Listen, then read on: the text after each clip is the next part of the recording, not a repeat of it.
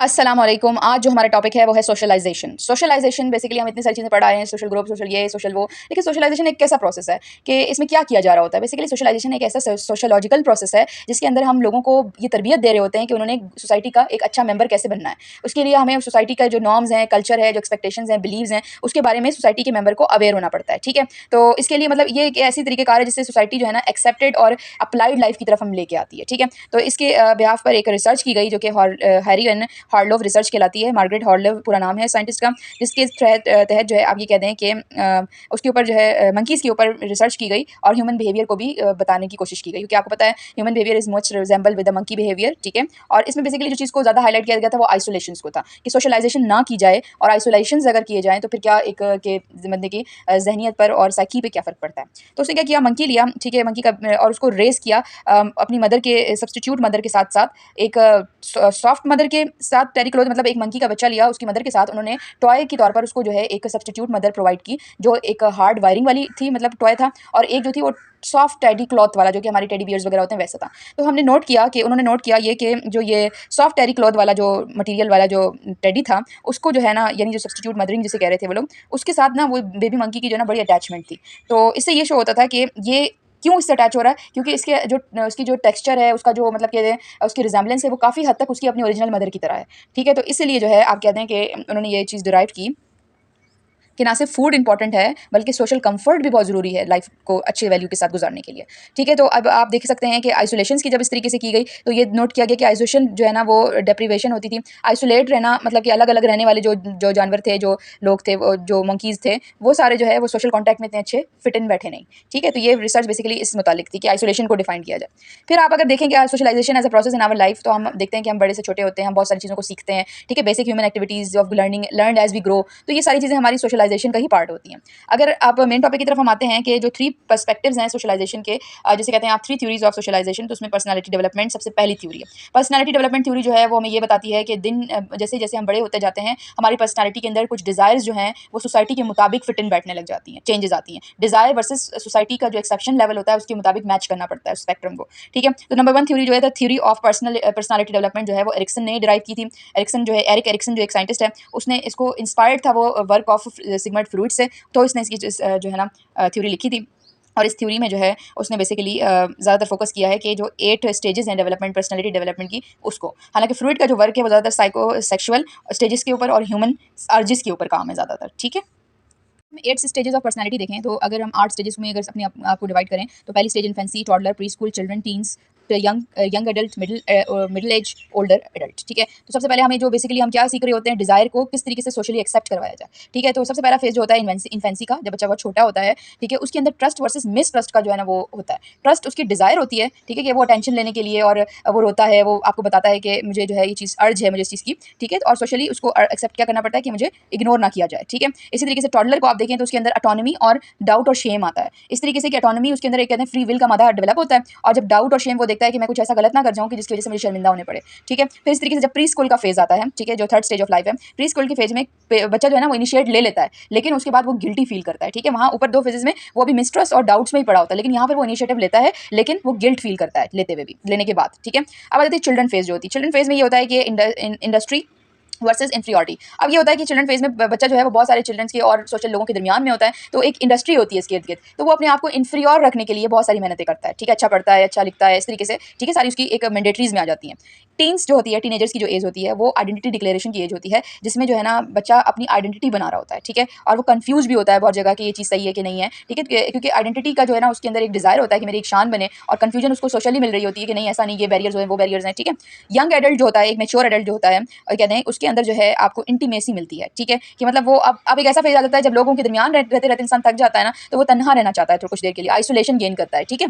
Middle age के जो लोग होते हैं वो ज़्यादातर जेनरेटिविटी की तरफ जाते हैं, ठीक है? कि किसी तरीके से अपने आप को बस वाइंड अप करें, जनरेट करें, कुछ चीज़ें बनाएँ, कुछ घर पे लेके आएँ, ठीक है? कुछ इनकम सोर्स करें। स्टैग्नेंट रहना उनको सोसाइटी के कहते हैं सोशली उनको सोसाइटी एक्सेप्ट करा रही होती है कि अब आप खत्म हो चुके हो, रिटायर हो चुके हो, स्टैग्नेंट हो चुके हो, ठीक है। ओल्डर लोग कौन होते हैं? ओल्डर लोग वो स्टेज है लाइफ की जहाँ पर हम लोगों के साथ रहना चाहते हैं सोशली तौर पर, ठीक है, लेकिन हमें इन रिटर्न क्या सोशली मिल रहा होता है कि सब कुछ लोग जो है वो आपसे दूर जा चुके होते हैं। तो ये 8 स्टेजेस हैं, infancy, toddle, pre school, children, teens, young adult, middle age और ओल्डर। ये सारों के दरमियान डिफरेंट डिजायर और सोशल जो है कहते हैं सोशोलॉजी होती है, सोशलाइजेशन हो रही होती है डिफरेंट स्टेज पे। तो ये थी basically theory of personal development. अब आती है theory of cognition development. Theory of cognition, cognition का लफ्ज़ जहाँ पर भी आया ना तो उसका मतलब होता है थिंकिंग एंड थॉट से रिलेटेड चीज़ हो रही है। तो इस तरीके से आपको बताया कि आपकी पर्सनैलिटी अल्टर करती है फ्रॉम इन्फेंसी और एज, तरीके से थिंकिंग के भी फेज होते हैं कुछ, ठीक है। बेसिकली बताने वाला नाम जीन्स पिगेट है, जिसने child development on off social action of की थिंकिंग किस तरह डेवलप होती है उसको पर जो है ये कुछ 4 स्टेजेस बताई हैं, हमें पता होनी चाहिए। उसने बताया कि exist versus that exist as it's experience socially with mind, ठीक है। तो देखें डेवलपमेंट थ्रू नेगोशिएशन, इसमें क्या होता है कि इंसान जो है ना कहता है कि एक मेरी थिंकिंग प्रोसेस है और एक जो कि सोशली मुझे बताई जाती है, जो कि वो एक्सपीरियंस करता है सोशली, इन दोनों में से कौन सी चीज़ दुरुस्त है। ये इस चीज़ की जो मतलब कि वर्सेस में होता है ना, तो हम उसको कहते हैं कि this type of thinking thought process जो है कॉग्निशन डेवलपमेंट थ्योरी के अम्ब्रेला में आती है। सबसे पहला जो फेज होता है वो सेंसोरो मोटर होता है, 0 से लेकर 2 ईयर्स तक, जब तक कोई थिंकिंग प्रोसेस डेवलप नहीं हुआ होता है, ठीक है। फिर आता है प्री ऑपरेशनल, ठीक है, फिर आता है कंक्रीट ऑपरेशनल, फिर आता है फॉर्मल ऑपरेशनल। जो प्री ऑपरेशनल है वो 2 से 6 साल की तक की उम्र में होता है। इसमें हम फीलिंग्स के थ्रू, मतलब टच के थ्रू, सेंसरी मोटर कॉन्टैक्ट के थ्रू हम थिंक करना स्टार्ट करते हैं कि ये चीज़ हार्ड है, ये चीज़ गर्म है, ये चीज़ जो है ठंडी है, ठीक है। कंक्रीट ऑपरेशनल के थ्रू जो है ना हम यहाँ पर लॉजिक नहीं लगाते, हम यहाँ पे सिर्फ वर्ड्स यूज़ करते हैं, हम अपने एक्सप्रेशन यूज़ करते हैं, यानी वर्बल होता है, ठीक है। और यहाँ पर चाइल्ड जो है ना ज़्यादा ईगो सेंट्रिक होता है, मतलब मैं सही हूँ बाकी सब गलत हैं, ईगो सेंटर होती है उसकी, ठीक है। और जो फॉर्मल होता है, मतलब फॉर्मली जब इंसान कहते हैं कि मेंटली तौर पर थॉटफुल हो गया है और कॉग्निटिव बिहेवियर शो कर सकता है, वो 12 और उससे ग्रेटर देन जो बिहेवियर्स होते हैं, ठीक है। तो आप देख सकते हैं कि लॉजिकल और अंडरस्टैंडिंग कन्वर्सेशन पे वो आ जाता है। तो ये एक तरीके की कहते हैं कि पूरी आपकी कॉग्निशन डेवलपमेंट होती है। 0 से 2 तक आप सेंसरी मोटर होते हो, आपको कुछ नहीं होता आपके पास। 2 से लेके आप 6 तक जो है आप प्री कुछ फेज में आते हो, ठीक है। 7 से लेके 12 तक जो है आप कंक्रीट होते हो, ठीक है। आप कंक्रीट मतलब इस तरीके से कि आप अपने ऊपर जमे हुए होते हो कि जो मैं सोचता हूँ वही सही सोचता हूँ, और यहीं पर आप इगोसेंट्रिक भी होते हो, ठीक है। और फिर जो 4th स्टेज है, लास्ट मोस्ट स्टेज है, जिसे आप मैच्योर स्टेज भी कहते हो, वो आपकी फॉर्मल होती है कि यहाँ पर आपकी लॉजिकल पॉइंट ऑफ व्यू पे आप सोच रहे होते हो और आप जो है अंडरस्टैंड करते हो with conversation. Third and the most important theory जिसे डेवलपमेंट की थ्योरी, डेवलपमेंट ये हमें जो है ना बहुत इंपॉर्टेंट है सोसाइटी के अंदर अपने आप को एक इंडिविजुअल शो करने के लिए, ठीक है। इसमें आपको सिर्फ एक चीज़ के ऊपर काम करना होता है कि what is good and what is bad, जो कि सोसाइटी मोरल डेवलपमेंट की हमें ये बताती है कॉन्सेप्ट कि society consider which thing is good and which is bad. तो इसके 3 लेवल्स हैं, पहली है प्री, बीच के है कन्वेंशनल और फिर है पोस्ट। जो प्री लेवल होता है जो कि 3 से 7 साल की उम्र का conventional level, pre conventional level जो है, ठीक है, वो उसमें क्या होता है कि आपको कोई चीज़ भी करने पर रिवॉर्ड मिलता है या पनिशमेंट मिलती है। इतनी आपको पता है कि आपकी जब 3 से 7 साल के होते हो कि अगर आप कोई गलत काम करते हो तो आपके वालिदैन आपको या तो जो है ना मतलब मारते हैं, उसको स्कॉल्ड करते हैं, ये सोसाइटी हमें करके देती है, ठीक है। या और अगर आप अच्छा काम करते हो तो आपको गिफ्ट मिलते हैं, प्राइजेस मिलते हैं, ठीक है। बस इतनी हद तक जितनी भी होती है 3 से 7 साल तक की मोरल डेवलपमेंट इस फेज में होती है। फिर आता है कन्वेंशनल फेज, जिसमें आप थोड़े से एल्डर हो जाते हो और आप 13 ईयर्स के अंदर होते हो, ठीक है, 8 से 13 ईयर्स के अंदर, और आप मोरल रीजनिंग करते हो, ठीक है। मोरल रीजनिंग यहाँ पर जो करते हो आप, वो आप एक्सटर्नल बेसिस पे करते हो कि बाहर की जो इन्वायरमेंट है वो आपको कितना मतलब बाहर से आप लेते हो ये चीज़ें, कि जैसे ठीक है एक इस्लामिक सोसाइटी में शराब पीना मना है, ये चीज़ मना है, वो चीज़ मना है, ये नहीं करते, इस तरह नहीं करते, मतलब बाहर से आप रीजनिंग कलेक्ट करते हो।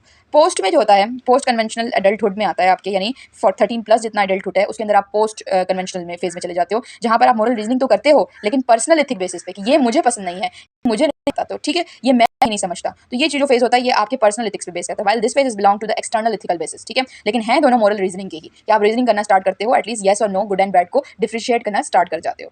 So this was about 3 theories of socialization. Now अब हम पढ़ेंगे सोशल एजेंट्स, ठीक है। वो एजेंट्स जो कि कंट्रीब्यूट करते हैं कि हमारी सोशल के अंदर, ठीक है। नंबर 1 हो सकता है वो फैमिली ग्रुप हो सकता है, वो पीयर ग्रुप हो सकता है, या वो पीयर ग्रुप हो सकता है, इंस्टीट्यूशनल हो सकता है, मीडिया ग्रुप हो सकता है। फैमिली क्या होता है? फैमिली ग्रुप पहला एजेंट होता है, ठीक है, सोशलाइजेशन एजेंट होता है जो कि हमारी सबसे पहले हमें इंट्रोड्यूस करवाता है किससे, जैसे मदर, ये सब हमारे उसके इंडिविजुअल्स होते हैं, यही हमें बता रहा होता है कि आपने ये करना है, ये हमारी फैमिली के अंदर ये चीज़ होती है, ये चीज़ होल्डिंग से वो बहुत सारे को टीच करता है सोशलाइजेशन, जो सोसाइटी के अंदर हमें परफॉर्म करना होता है। पीयर जो होता है वो सिमिलर चीज़ों के ऊपर जो लोग ग्रुप में जमा होता है, या एज पर हो सकता है, स्टेटस पे, इंटरेस्ट में हो सकता है, ठीक है। जैसे कि आप एक पार्क में जाओ और एक जो है ना बड़ा बच्चा जो है छोटे बच्चे को जो है वो सिखा रहा हो कि कैसे आपने साइकिल चलानी है, ये उसका इंटरेस्ट है, आप जो है ना कहते हैं एक सोशलाइजेशन एजेंट बना होता है। अदर में क्या आते हैं, स्ट्रेंज ग्रुप आता है, मतलब कि आपके सिखाते को आपके सिखाते हैं जिसमें आपका कोई पर्सनल लाइन रिलेशन भी नहीं होता, आपके सिमिलर इंटरेस्ट के भी नहीं होते, लेकिन आपको जो है वो फिर भी टीच कर रहे होते हैं। जैसे कि आप देखते हो कि हमारे नेबर्स या फिर हमारे जहाँ कर रहे हैं, या फिर हम कभी किसी गाड़ी में बैठे होते हैं, कहा जाता है कि बड़े आ गए उठ जाएं, अब हम बैठेंगे, बड़ों को जगह दें, तो कि हमें सोशली जो है ना स्ट्रेंजर लोग सिखा रहे होते हैं, मतलब जिन्हें हम जानते भी हैं। फिर आता है बात इंस्टीट्यूशनल के अंदर ना बड़ी डिग्रीज। इंस्टीट्यूशनल में कहते हैं आपका स्कूल भी आपको प्रमोट करता है, जो कि जहाँ पर और इन्फॉर्मेशन दोनों हो रही होती है। आपका वर्क प्लेस भी एक इंस्टीट्यूशन होती है, ठीक है, जो आपके कोलीग से आपको सीखने की जो है ना मतलब हिम्मत देता है। गवर्नमेंट लेवल पर आप क्या सीखते हैं अपने सोशल बिहेवियर में कि गवर्नमेंट ने ये चीज़ बैन की हुई है, ये चीज़ गवर्नमेंट के पॉलिसीज़ में है, ये चीज़ नहीं है, ये इस गवर्नमेंट की पॉलिसीज़ में, ठीक है। और रिलीजन तो फिर बहुत ही कुछ हमें सिखाता है ना, इंस्टीट्यूशनल लेवल पर मोरालिटी सिखाता है, हमें रिलीजन किसी चीज़ों से एबडक्ट करता है, कुछ चीज़ों को अलाउ करता है, ठीक है। इस तरीके से मीडिया जो है ना, वो मीडिया जो सोशलाइजेशन एजेंट है, वो स्क्रीन टाइम से आता है, यानी आप कितना टाइम जो है व्हाट्सएप, फेसबुक वगैरह से चीज़ें सीखते हो और नो हाउ गेन करते हो, ठीक है। तो ये सारे सोशलाइजेशन एजेंट थे जो कि मैंने बहुत शॉर्टली आपको बता दिए हैं कि ये सोशलाइजेशन एजेंट है। तकरीबन 1 2 3 4 5 मेजर सोशलाइजेशन एजेंट हैं जो कि हमारी सोशलाइजेशन में हमें हेल्प आउट करते हैं, यानी हमें सोसाइटी के अंदर एक परफेक्ट मैनर में बनाने में हेल्प आउट